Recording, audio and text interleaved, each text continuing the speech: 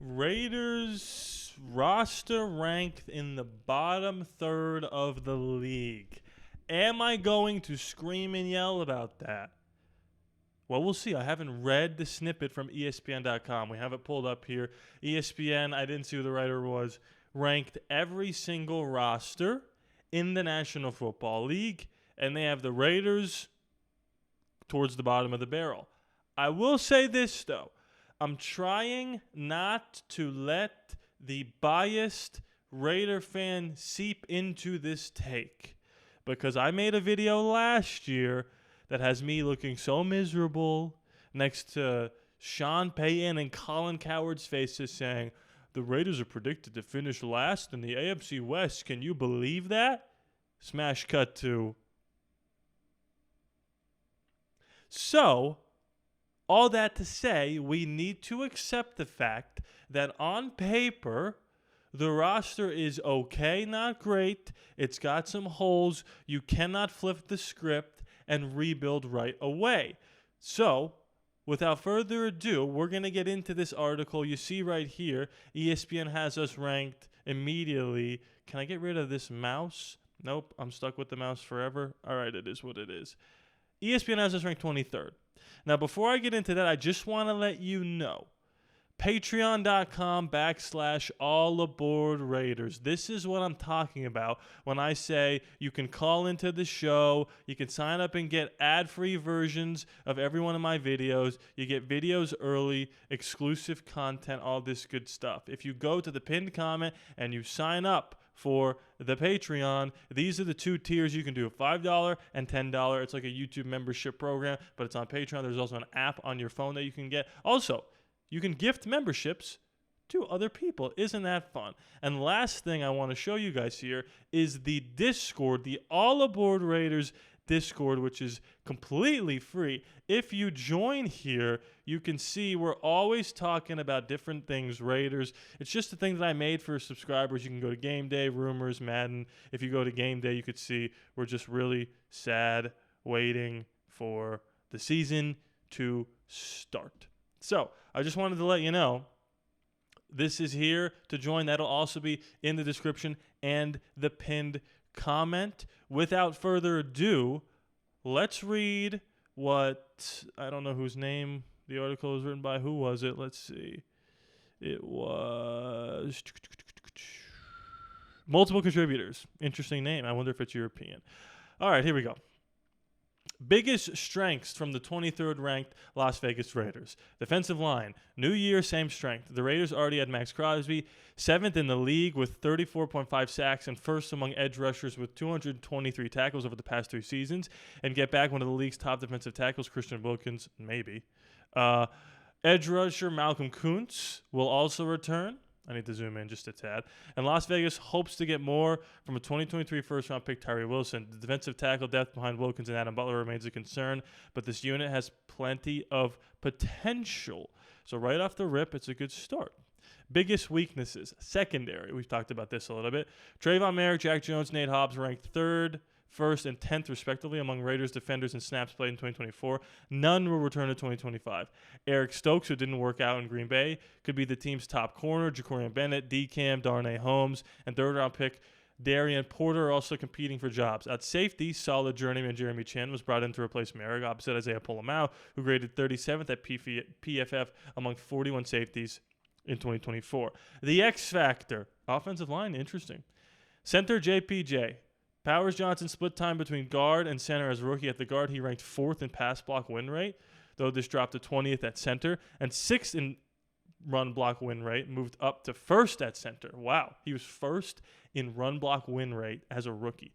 Given the first-year linemen typically struggle, there's a chance the Raiders have a star. If they do, that should help new Raiders Geno Smith, Ashton Jeanty, and offensive coordinator Chip Kelly to work their magic. Non-starter to know, defensive tackle J.J. Pegues. In case you haven't heard, this rookie was a 325 Wildcat quarterback in college. Oh, and he also had excellent tackling grades from PFF. Alongside do everything for him, Montana State quarterback turned wide receiver, turned return man, Tommy Mellott. There's no doubts the Raiders had the most interesting 6th round of the 2025 NFL draft. So let's look at this roster on paper. You've got, obviously, your known entities. These 3 right here are locked in to start. Jack Bech and Trey Tucker penciled in for now, although Dante Thornton can make some noise. 2 really good tight ends. And an offensive line that I'm not really concerned about, maybe Alex Kappa, but we got guys that can step in there. Christian Wilkins is not going to start. So that immediately is a ding against us. It's going to be Adam Butler and probably Tonka, maybe Tyree. You have Malcolm Kuntz and Max Crosby. Linebackers was an area of concern. Now it's sneaky a strength with Jermaine Pratt and Landon Roberts. And I don't disagree that this right here, the secondary, is of major concern. Now, teams they have around us, the Dolphins 24, the Colts 25. Who do they have above us? Let's see. Jacksonville 22, the Patriots 21, Seattle 20, Pittsburgh 19, Dallas 18. All right. Here's how I feel about this, if I'm being completely honest with you. I actually think it's a fair ranking considering how bad we were last year. This was a 4-12 team that was completely decimated by injuries, bad coaching, and poor quarterback play, and nobody that can do anything on offense besides Brock Bowers and Jacoby Myers. So, if you take a step back and think about that season and where we also drafted, we're actually being ranked a little bit higher than where we ended things, right?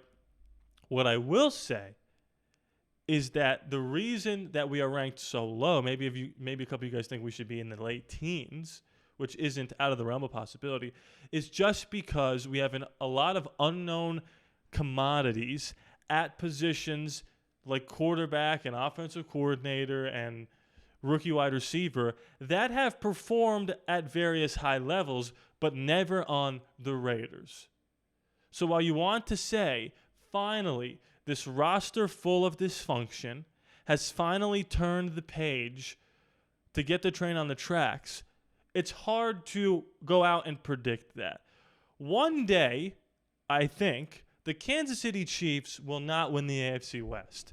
I don't think that's this year. Maybe it is. Who knows? But nobody's going to be the first person to predict this is the year they're going to be dethroned. Not actually. Sometimes it's like, oh, maybe the Chargers. Most people have the Chiefs as perennial Super Bowl contenders. Once they lose the division once, now the floodgates are open for anyone to predict anything and have you not be yelled at and be taken more seriously. So why do I bring that up? Because if this team wins 9 or 10 games next year, now you start to go, okay, Geno works. Okay, Pete Carroll works. Okay, Chip Kelly works. Okay, Tyree took a next step. Ashton Jeanty is what we thought he was. Right now, it's a lot of should be pretty good. We have no idea if it's actually going to turn out that way. So I want to hear from you guys in the comments, where do you think this roster stacks up? Before I get into the next thing I want to talk about, which is training camp, I just want to let everyone know. We already talked about the Patreon, but make sure we're hitting that subscribe button. About 50% of the people that watch are not yet subscribed to the channel. We're trying to get to 14,000. It's so weird you could just see my arms. I say that all the time. We're trying to get to 14,000. I can only do that by having you guys continue and hit that subscribe button. Training camp starts tomorrow. I cannot wait. This time last year when training camp was starting, there was a heated quarterback battle. There was Luke Getsy instilling an offense, and there was a lot of positivity being swirled around. But you have to understand the positivity of last season was like, Aiden is like moving his feet a little bit. Gardner Minshew made a nice play. The defense looks awesome. Yeah, because our offense sucked. I want to hear, this is my segment of the video telling you the reports that I want to hear that will actually be meaningful to me. No, Dante Thornton is legit. If he puts the pads on and is still making plays, then I will start to be like, okay, this guy's starting, buy the stock for sure. I've dabbled in the stock of Dante Thornton, but I haven't put all my life savings on it. If he puts the pads on and similar results are happening and videos are coming out showing how amazing these guys are, the sky is the limit. I want to hear that Geno has control of this thing. I want to hear that he's making the right decisions and that Ashton Jeanty looks the part. And I need to hear a name other than Jacorian Bennett popping in the secondary room. I believe in JB. To a lesser extent, I believe in Isaiah Pull-Him-Out, and I believe in Jeremy Chin. Those three names I'm putting off to the side. Don't care if I hear anything positive or negative. If I hear Eric Stokes, or even better, Darian Porter, is making a lot of plays in that secondary, then we start to rock and roll. But what I don't want to hear is secondary's getting torched. Geno Smith threw another interception, although none of this stuff really matters. And in the beginning, the defense always wins training camp because the defense has less to worry in terms of schematics than the offense. It's always defense wins day one, offense wins day two. I guarantee that's going to be the headline. If it's the other way around, that shows me that this offense is working on another level. And that also could mean that the defense is taking a step back. It's a weird time to try to predict what this team's going to do because last year the defense was awesome and carried us even though we weren't very good, and the offense was terrible. I think this season the defense is going to take a little step back. Maybe not a step back as big as some people are thinking just because Pete Carroll is here, the architect of the Legion of Boom. It's going to take a slight step back, but the offense is going to take a huge step up. Now, it's not a step from good to great. It's a step from terrible to good, with maybe little bits of sprinkles of great if we get Jack Besh, Dante Thorne, or both of them to hit. But I want to hear about these rookie wide receivers. I want to hear that Geno's commanding the thing, and I want to hear a secondary that is playing better than we thought. If Darian Porter picks off Geno Smith, I might lose my mind. I might make 10 videos on it. So what say you? As I wrap this up, I want to shout out all my, $5 and $10 patrons, executive producers, Raider Rod. I'm not going to list all these because I don't even know how to say a couple of them, and my throat is getting extremely dry. There you go, Raider Rod. You're the only guy shouted out today. If you want to become one of these people, like I said, link in the description below, or it is the pinned comment on the top of this, patreon.com/ALLaBorde Raiders. You can sign up and cancel at any time. Discord, I already showed you that in the beginning. That's completely free. And the last thing I want to say is please be sure to subscribe. It's free after no charge to you. I love you guys, and I'll see you next time.